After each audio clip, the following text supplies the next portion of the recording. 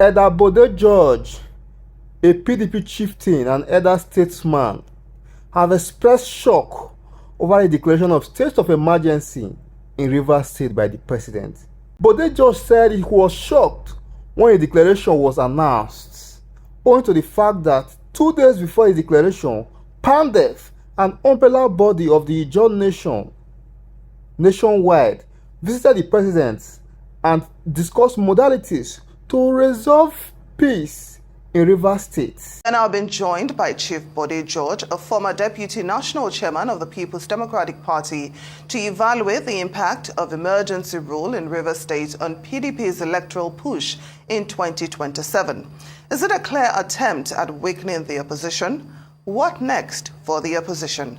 Great to see you on Newsday. Thank you so much for joining us on the program. Always my pleasure. Thank you very much for having me. So let's get straight into it. In your opinion, is this emergency rule a deliberate attempt to weaken the opposition and favor Wike's interest, or is it a genuine response to a security crisis?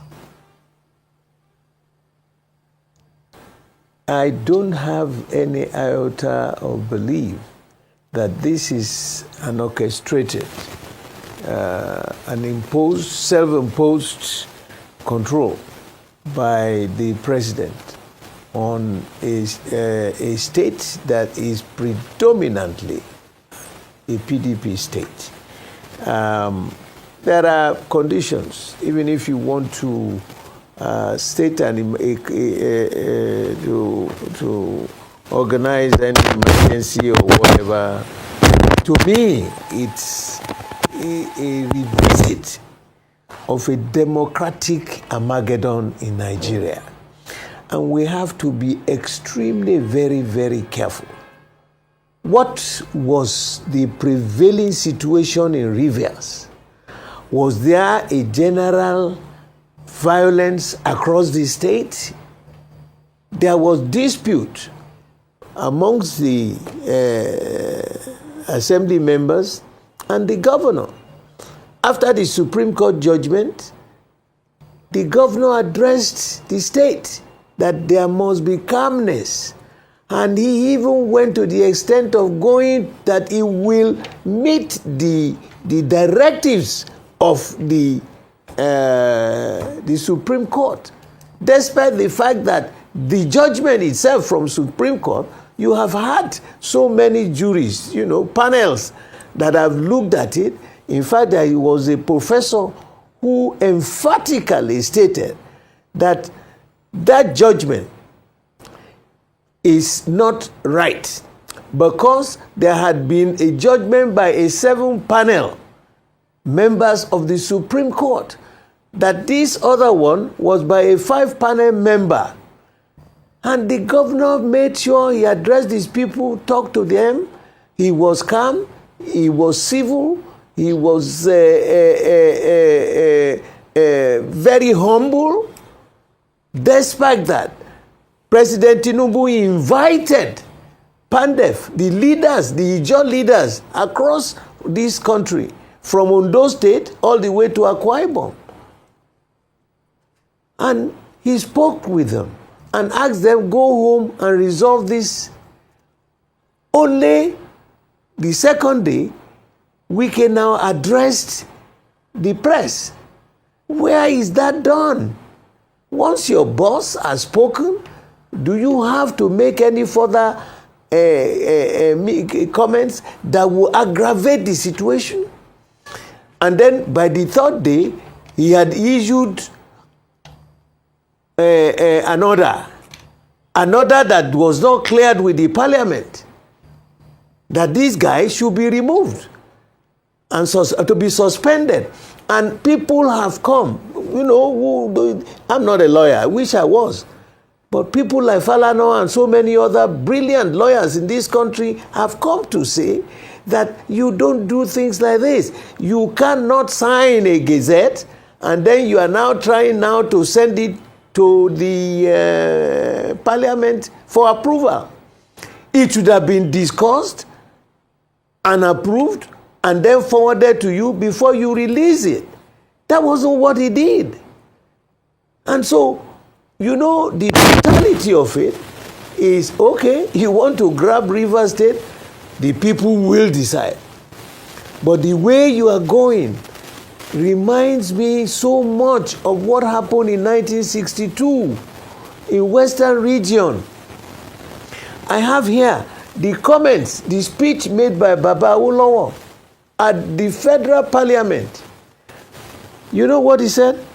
He said, look, before you decide to say that you will take over that Western Region, you know, they set up this same, you know, what do you call it? Emergency. And he said, Mr. Prime Minister, I'm quoting him now. What is a public emergency? What is a state of public emergency? This is Baba talking. May I say that my view, quite candidly, is that a state of public emergency arises only when there is widespread violence in any part of the Federation. Was there a widespread violence in Rivers State?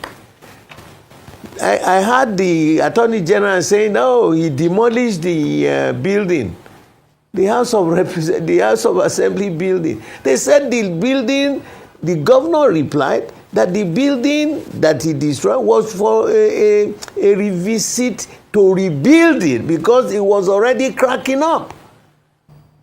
They blew up a pipe. So, is this the first time they are blowing pipes all over the place? Was there a widespread violation? So why did you jump the gun? And this is a party, this is a state controlled by the opposition. Now, what are we now saying for the future? I want to advise, Mr. President, you can only define and know a crisis when it starts. You don't know how it would end. I want to beg you, and I want to beg Nigerians, kadankada, like they say in Hausa land, wayo wayo, as they say in Igbo, and tejejeo, like we say in Yoruba land. Absolutely. I am pleading. It is absolutely right, a revisitation of democratic Armageddon. Yes. Let us be careful. We have to. Let us be careful. Yes. Chief Bode George, I just want to pick on what you said, describing this as one step towards a democratic Armageddon, and truly the people will decide. But how does this weaken the respect for the rule of law as we look forward to the 2027 elections and how we are seeing a lot of alliances, a lot of coalitions? In terms of respect, which is going to be the foundation upon which a lot of this entire election decisions and choices are going to be built, including people who will be voting, how does this weaken that trust? You know, and I want to advise also on a national plate. And all those people who are jostling, moving, ruling, hunting to be president of this country. You know, a rolling stone gathers no moist. All those people who are saying, oh, we are going to set up another, you know, a mega party. Is there any one of them who is not ambitious to be president of Nigeria? Is there any one of those people? Is that the real approach to solving this problem?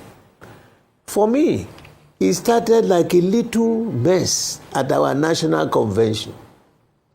Some of us advised that this party, our party, is not a private fiefdom. It's not a private enterprise for anybody. Nobody listened. And then Wike started on his own, and he had gone beyond the red line. Let me tell you, I am praying that this month of Ramadan, this month of Lent, that the Almighty God, the Spirit is blowing through Nigeria. I want to plead with our people. Be prayerful. Let us submit ourselves to disgrace the protection and the teachings of the Almighty God if we miss it. Akirewele lẹ́ẹ̀mejì o. 1962 crisis led us to the first coup in 1966, the counter coup in 1966, and then the Civil War.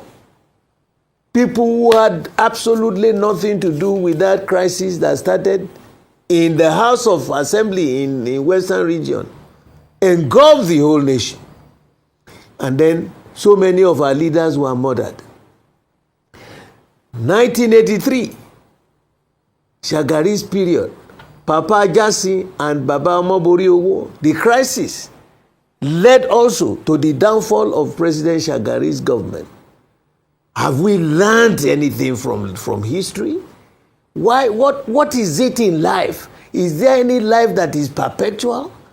Is there anybody who thinks he can live forever? Do unto others what you want them to do for you. When Baba Obasanjo was president, we had a big crisis in Osun State between Ife and Modakeke. The governor went to Baba Obasanjo to say, look, sir, I needed support. The security situation in my state was getting out of hand. Baba Obasanjo sent me, only me, to go and meet the governor. I went to Ife. We were in different political parties, but the approach was different. I sat with Papa in the morning. We had breakfast together. I told him I didn't have much information or knowledge about Osun State. Give me one man, a knowledgeable person.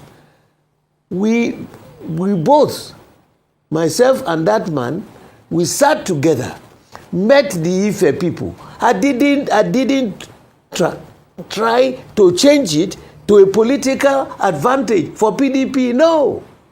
We met the demands. We listened to the people and we found a solution.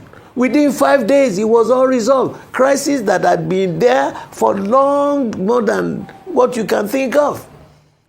Eventually, they all agreed.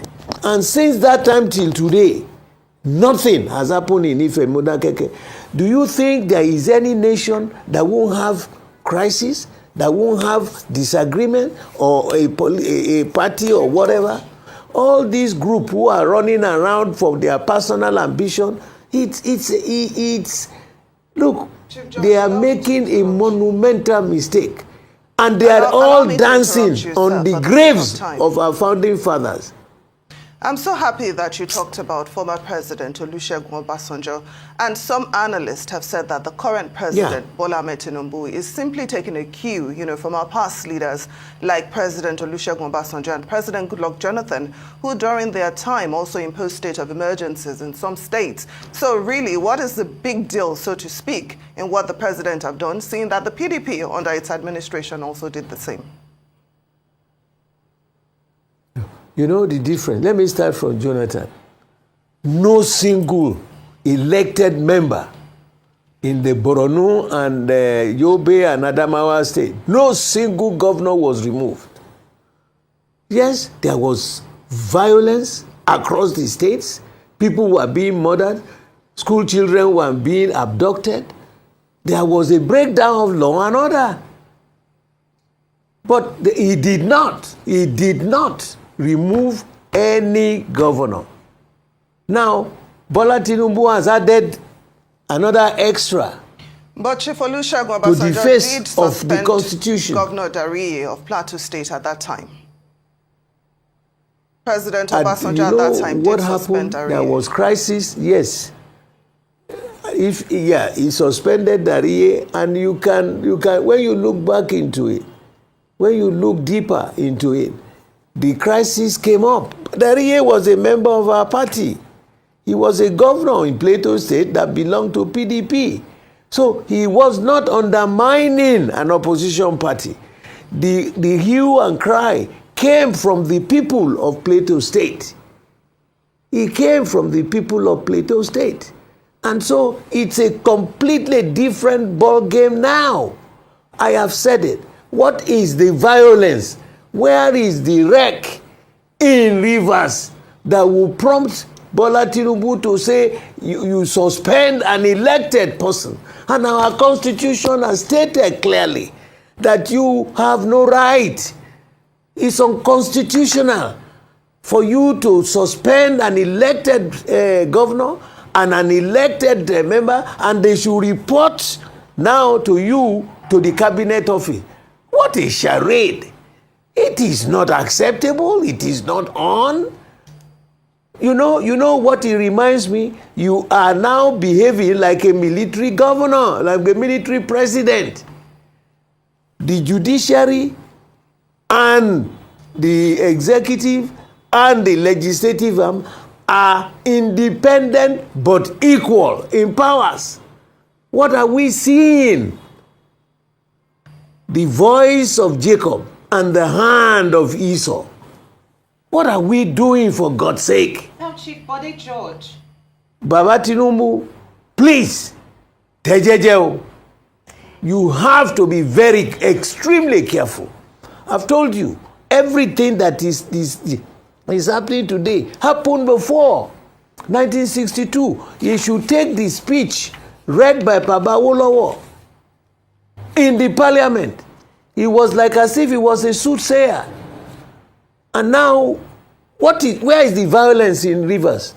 And I want to please Rivers people, both the mainland and the riverine people, I beg you, be resilient, be quiet, don't be violent. Put a shame on what they have called you. Put a shame on them by remaining perfectly submissive to the goodness of the Almighty God. Please, don't create any violence. Look at that governor. Yes, of course. With regards to, you're speaking to the people now. Now, some people would also say that, PDP's real threat are not external but internal, that the cracks are within. Now, as internal, an elder, that is true. It's internal, exactly. So you have, for instance, Nyesom Wike, who is a member of the PDP but is serving in the APC government. How are you managing what some people might even describe as his dual status right now? Let me tell you something.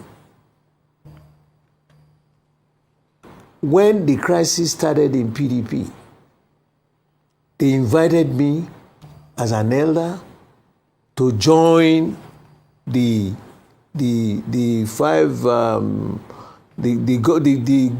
governors and some other elders. I did. We fell out when we found that some of the things they are doing do not fall in line with the dictates of the party. And what Wike just did is completely unacceptable in any civilized situation. I cannot be a member of this party. He has crossed the red line. You know why? During this same period of trying to put state of emergency in Rivers, he revoked the CFO of our party secretariat. I want him to listen to me very carefully, because he's like my political son. It's like you come from your community, and from that community, your home village was there. Suddenly, you now became the local government chairman of that community. And the first exercise you did, official, is to go revoke the certificate of occupancy of your father's house. So are you saying the house that produced you, the house where you got all kinds of things? So if he did that, what is the amount of money we are owing? 7.2 million. It would have been more honorable if he put his hand in his pocket and he says, yes, you are owing this, but I'm going to pay it because I am a thoroughbred son of the soil. I am a child of that house. It is that house that gave him the ticket to be chairman of the local government, made him the member, the chief of staff to the governor, made him a minister, and became governor for 8 years. What else do you do? Chief Bode George, is that the way to say thank you? Would you then say, based off of what, is that the way to say thank you? Based off of what you've just said, would you then say that Pardon? in his actions, through what he has done, Nyesom Wike that is, has disowned his own party as a result of what he has done, as a result of political preferences? Absolutely. What else? alliances? That's what I said. You know, as a general, I'm saying he has crossed the red line. Once you cross the red line, what are you looking for? So what is he still doing then? Why do you to think take he is over still your a father's member? house? Why do you think he is still a member of the party? In your own No, opinion, why is he the still party, there? you know, these things are just breaking. No. You know, young lady, this thing is just breaking. The party has to meet. We have to meet. The leaders, the members of the board of trustees, we own the party. In trust for the members of the party. We own the assets and the liabilities of the party, you know, for the good of our people. If a young man has done what he did to say they should revoke the party secretariat of our party, he has crossed the red line. He has declared an open war. And it's such a shame. We must be irresponsible as leaders and elders if we don't take an action. Unfortunately, like I said, when those people started the committee for what do they call it? The one that Tommy Kimi is heading, disciplinary committee. I looked at the membership. Tommy Kimi, yes, is on Atiku's side. The secretary of that same committee is on Atiku's side, Jegede. And they said I should come and be a member. I said, no, I cannot. First of all, Tom met me in this party. I cannot serve under him. Then secondly, the way the thing was structured was warped. Please allow me so to interrupt. Where do you start? And I'm pleading with our people. Now I'm told that there was a judgment this morning by the Supreme Court again that Anyanwu should come back. We have no qualms. We have nothing to do. We can't appeal to anybody anymore now. We should go back. Fortunately, by October, November this year, we are going to have a convention. Now, very well no said. No qualms. Chief Don't George, fight please nobody. Allow me to come in because of time. We are Don't almost fight completely anybody. out of time.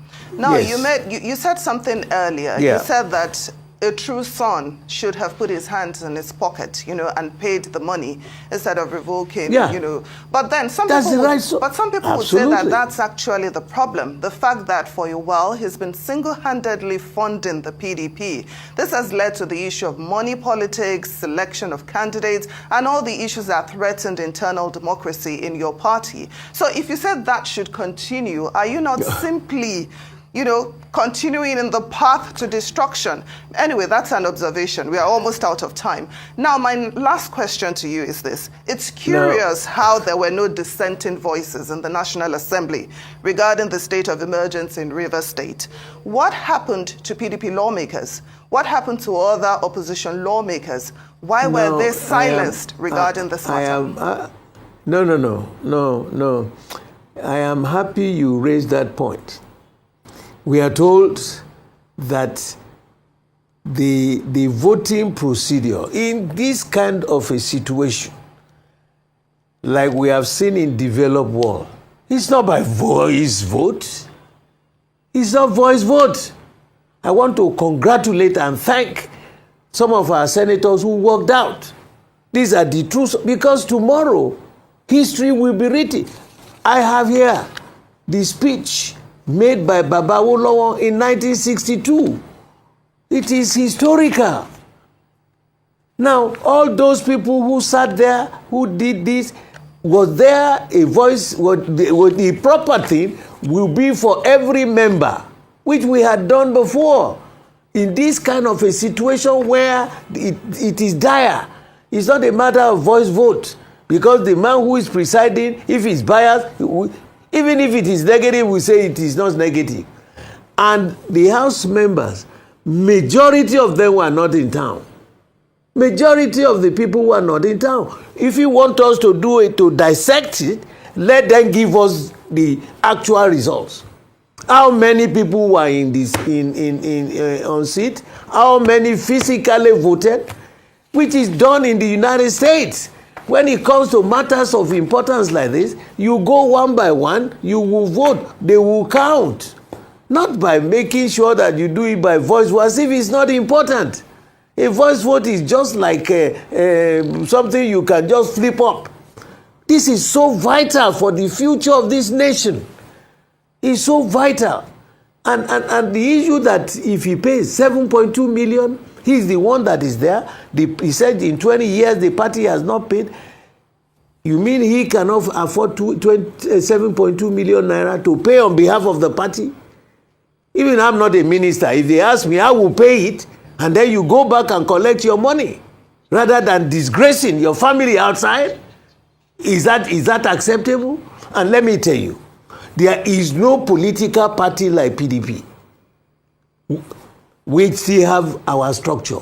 The real Iroko tree in this country, the political Iroko tree, is the PDP.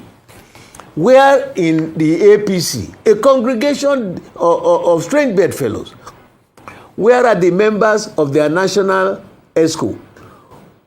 Where is the national chairman? He's acting. Gwanduje. Where did he come from? Is he not from our party? Who is the national secretary of APC? Who is the national organizing secretary of APC? And then come down to the zones. They don't have any structure. Okay, Chief Bode, it is the private fiefdom of an individual. As we wrap up this conversation, following the legal maxim, who comes to equity must come with clean hands. Where is the accountability? On the side of Nyesom Wike, the Minister of the FCT, on the side of the President, President Bola Ahmed Tinubu, you've said a lot, and it's tilted towards a problem, a significant issue that you have raised. But where is the accountability? Who are we referring to when we say certain things should not happen? Where are these complaints going to go? And where do we meet accountability for these actions? The accountability will come. I am just a senior member of the party, a life member of the board of trustees. I have voiced my own voice, my own opinion.